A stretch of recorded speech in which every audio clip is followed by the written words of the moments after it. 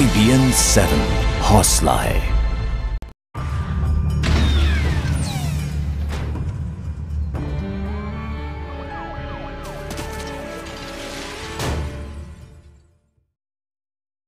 नमस्कार, मैं हूं प्रतीक त्रिवेदी। क्राइम न्यूज की शुरुआत उस जुर्म से जिसे जुर्म कहना दरअसल जुर्म से गुस्ताखी होगी। यह खबर आईएस के वहशीपन की, उसकी दरिंदगी की। आईएस आतंकियों ने एक बार फिर इंसानियत को शर्मसार करते हुए दूसरे जापानी बंधक का बेरहमी से सर कलम कर दिया है। 47 साल के हसमुख और हर दिल अजीज पत्रकार और film maker Kenji Goto IS की दरिंदगी के नए शिकार हुए हैं। वो हफ्ता भर पहले मारे गए पहले जापानी बंधक को बचाने के लिए सीरिया गए थे। पूरी दुनिया ने इस हत्या की कड़े शब्दों में निंदा की है। To the Japanese government caliphate with authority.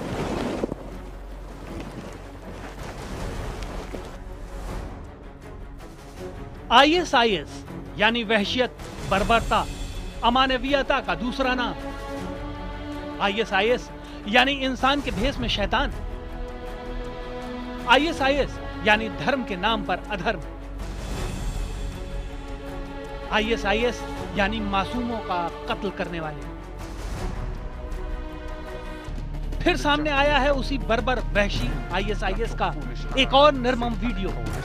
इस वीडियो में भी एक मासूम शख्स का आईएस के आतंकवादियों ने किया है सर कलम, और अपनी इस कायराना हरकत पर फख्र जाहिर करते दिख रहे हैं ये वहशी आतंकी।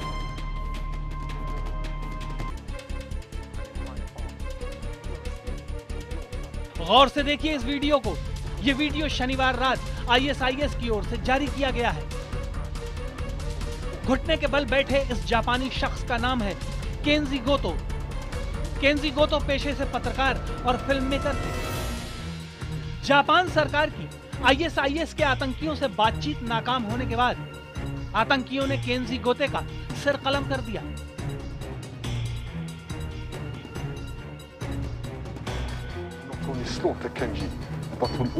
शनिवार रात जारी वीडियो में गेतो के गले पर चाकू सटाए एक नकाबपोश नजर आ रहा है।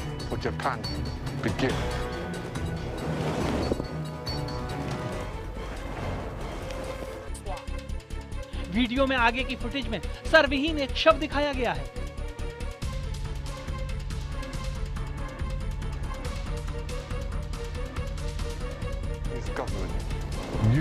Like your foolish allies in the satanic coalition, have yet to understand that we, by Allah's grace, video के दूसरे हिस्से में आईएस का आतंकी जापान के प्रधानमंत्री को धमकी दे रहा है। ब्रिटिश लहजे में बोल रहा आतंकी ये कहते हुए दिखाया गया है कि चाकू सिर्फ गेटो के गले पर नहीं चलेगा, बल्कि जापान के और भी लोगों के सर कलम किए जाएंगे।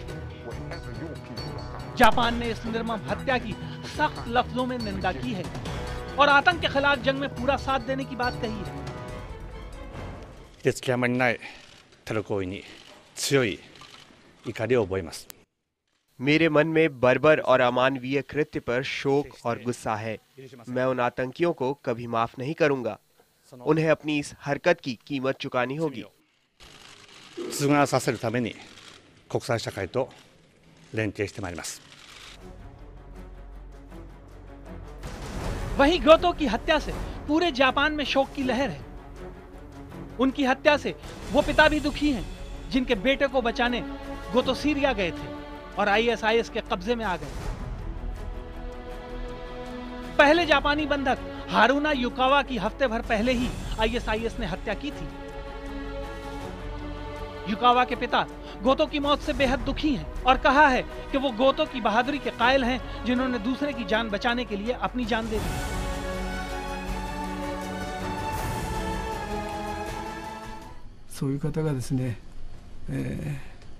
गोटो बहुत ही अच्छे इंसान थे और वो मेरे बेटे को बचाने के लिए गए थे, लेकिन उनके साथ ये सब हुआ।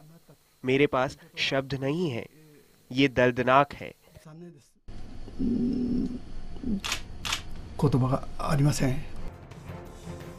अमेरिका और भारत समेत पूरी दुनिया ने इस निर्मम हत्या की कड़े शब्दों में निंदा की है।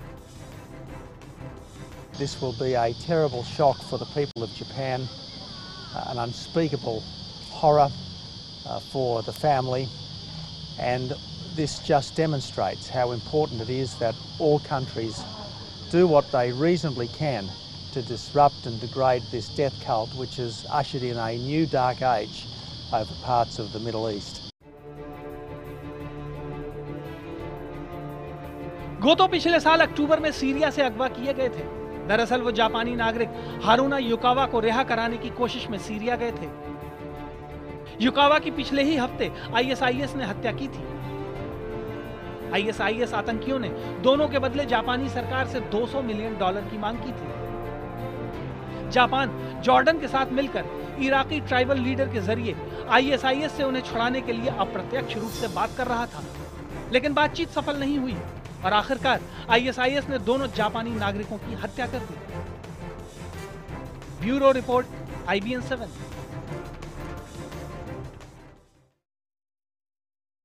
गोतो की हत्या के बाद जापान में गुस्सा है। लोग अपनी सरकार और पीएम शिंजो आबे से नाराज हैं। उन्हें लगता है कि पीएम ने अपने नागरिकों को बचाने की पुरजोर कोशिश नहीं की। वहीं गोतो के दोस्त ने उन्हें याद करते हुए दुनिया का सबसे बेहतरीन शख्स बताया है।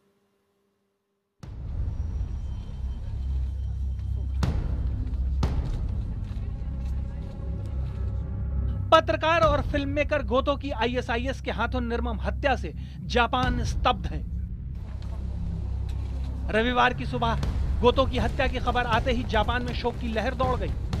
गोतो के दोस्त के मुताबिक गोतो बेहद ही बेहतरीन इंसान थे। 47 साल के गोतो फ्रीलांस रिपोर्टर और फिल्म मेकर थे। वो मध्य पूर्व एशिया से लेकर श्रीलंका तक का दौरा कर चुके थे। वो खुद को वॉर रिपोर्टर नहीं बताते थे।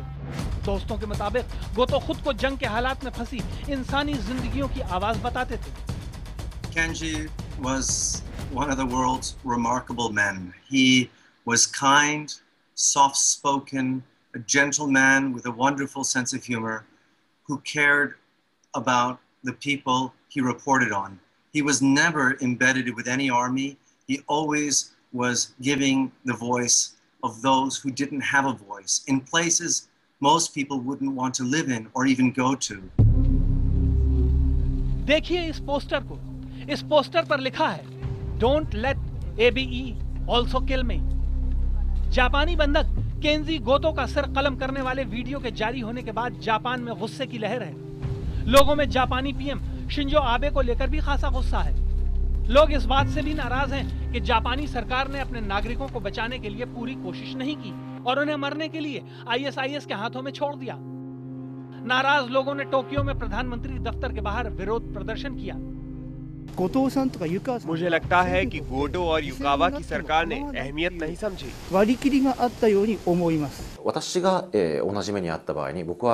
मुझे शक है कि सरकार ने उन दोनों को बचाने के लिए पर्याप्त कदम नहीं उठाए। अगर सरकार ने कोशिश की होती तो वो दोनों बच सकते थे।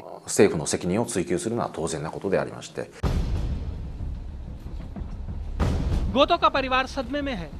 मां जुनको इशोदो ने आईएसआईएस से बेटे को छोड़ने की अपील भी की थी, लेकिन मां की अपील का आईएसआईएस के निर्मम आतंकियों पर कोई असर नहीं हुआ। बहादुर गोतो, जो कि अपने देश के एक नागरिक को बचाने की कोशिश में मारे गए, उन्होंने जापान में आई सुनामी के वक्त भी जबरदस्त काम किया था। इराक से लेकर श्रीलंका और सियरा लियोन तक वो जा चुके हैं और युद्ध में फंसी इंसानों की मुश्किलों को अपनी रिपोर्ट्स और शॉर्ट फिल्मों के जरिए सामने ला चुके हैं। जापान ही नहीं, पूरी दुनिया गोतो की बहादुरी को सलाम कर रही है। Bureau report, IBN 7। हफ्ते भर पहले ही आईएस ने पहले जापानी बंधक युकावा का कत्ल किया था और कत्ल के अगले ही रोज दूसरे बंधक गोतो की ज़बानी नया संदेश भेजा था। संदेश में आईएस ने कहा था कि मुबारक नाम की एक महिला आतंकी की रिहाई की मांग की थी। जॉर्डन की जेल में कैद कौन है साजिदा मुबारक, देखिए इस रिपोर्ट में।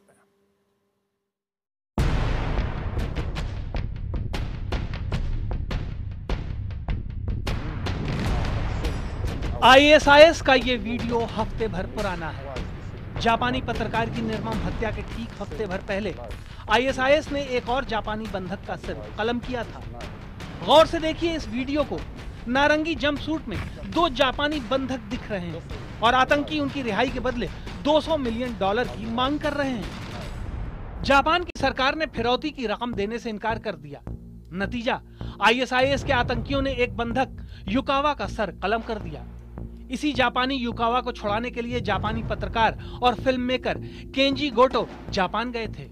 इस हत्या के अगले दिन ही एक और वीडियो सामने आया था। उस वीडियो में जापानी पत्रकार केंजी गोटो ये कहते हुए दिखाई दिए कि अगर जापान और जॉर्डन ने आतंकियों की बात नहीं मानी तो केंजी गोटो के अलावा जॉर्डन के एक पायलट का भी कत्ल कर दिया जाएगा। आतंकियों ने जापान और जॉर्डन की सरकार को 24 घंटे का वक्त दिया था और उनकी मांग थी आतंकी साजिदा मुबारक की रिहाई। अब आपको बताते हैं कि आखिर साजिदा मुबारक है कौन। दरअसल साजिदा एक खतरनाक आत्मघाती आतंकी है। वो जॉर्डन की राजधानी अम्मान की जेल में कैद है। साजिदा इराक में अलकायदा के पूर्व नेता अबू मुसाद अल जरकावी की बहन है। जरकावी 2006 में अमेरिकी सैन्य ऑपरेशन में मारा गया था। जरकावी को भी आईएसआईएस का संस्थापक माना जाता है। साजिदा ने 2005 में जॉर्डन के एक 5 स्टार होटल में बम धमाका किया था जिसमें 60 लोगों की जानें गई थीं। जिसके बाद से साजिदा जॉर्डन की जेल में बंद थी।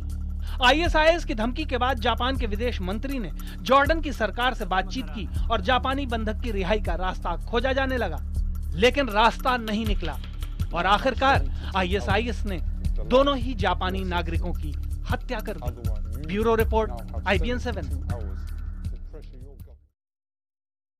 इराक से लेकर सीरिया तक में आईएस के आतंक, उसकी बर्बरता, उसके वहशीपन की करतूत लगातार सामने आ रही है।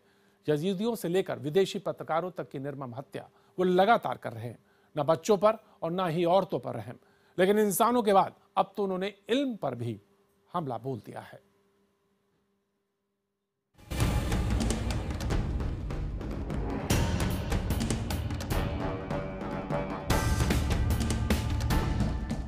सिर्फ इंसानियत ही नहीं, इल्म के भी कातिल हैं आईएसआईएस के आतंकी। आईएसआईएस की बर्बरता तो आपने देखी ही है। अब आपको दिखाते हैं आईएसएस की जहालत। आईएसएस के आतंकियों ने नाइजीरियाई आतंकी संगठन बोको हराम और तालिबानियों की तर्ज पर अब पढ़ाई को भी निशाना बनाना शुरू कर दिया है। इराक के मोसुल शहर पर कब्जा करने वाले आईएसआईएस के आतंकियों ने अब शहर के पुस्तकालयों को निशाना बनाना शुरू कर दिया है।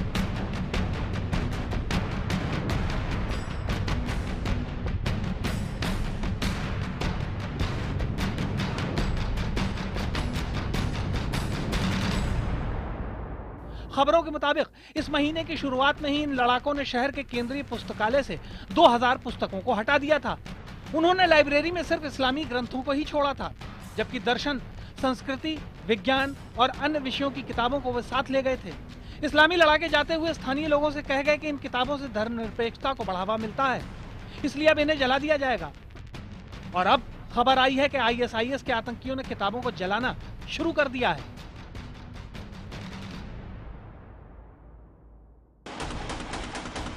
वहीं अमेरिका की तरफ से ताजा दावा किया गया है कि उसने आईएसआईएस के लिए रासायनिक हथियार विशेषज्ञ की हैसियत से काम करने वाले आतंकी को मार गिराया है।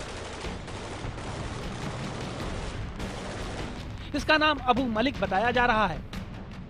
अमेरिका के मुताबिक इराक पर गठबंधन सेना के हवाई हमले में अबू मलिक मारा गया है।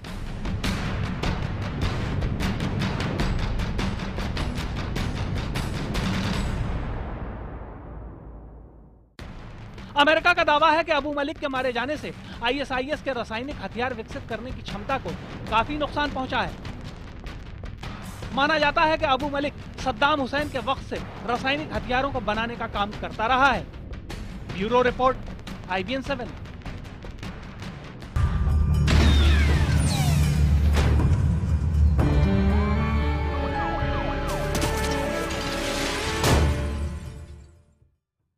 जापान के 2 नागरिकों की आईएस के हाथों की गई निर्मम हत्या के बाद जापान में रह रहे मुसलमानों में डर है।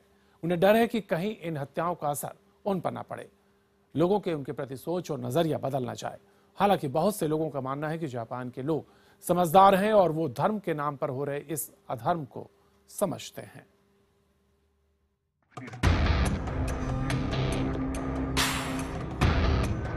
मासूम जापानी बंधकों को मौत के घाट उतारना। आईएस आतंकियों की इस हरकत के बाद जापान में रहे बहुत से मुसलमानों में डर पैदा हो गया है। उन्हें लगता है कि आईएस की निर्मम और वहशियाना हरकत के बाद जापान जैसे मुल्क में भी हो सकता है कि मुसलमानों को लेकर लोगों का नजरिया बदल जाए। हालांकि बहुत से ऐसे लोग भी हैं जो मानते हैं कि जापान के लोग बेहद संवेदनशील हैं और जापानी समाज में नफरत के लिए जगह नहीं है। I am afraid from now on it may change some people the way of looking to Muslim. I don't think things will get that bad in Japan with the Japanese people and knowing how they are towards other groups and so on and so forth. So. Tokyo की मस्जिद Ossouka के करता धरता और Japan Islamic trust के general secretary हैं हारून कुरैशी। जब से उन्होंने गोतो का सर कलम करने की खबर देखी है वो परेशान हैं। उनका कहना है कि ये इस्लाम कतई नहीं हो सकता। आईएस के लोग धर्म के नाम पर अधर्म कर रहे हैं। I hope that there will be no misunderstanding because what happened, what we heard this morning in the news, it has nothing to do with Islam. पूरी दुनिया में आईएस की कड़े शब्दों में निंदा हो रही है। उसके वहशियाना तरीकों और निर्ममता को निशाना बनाया जा रहा है। पूरी दुनिया ऐसे आतंकियों के खात्मे के लिए एकजुट हो रही है। Bureau report, IBN 7।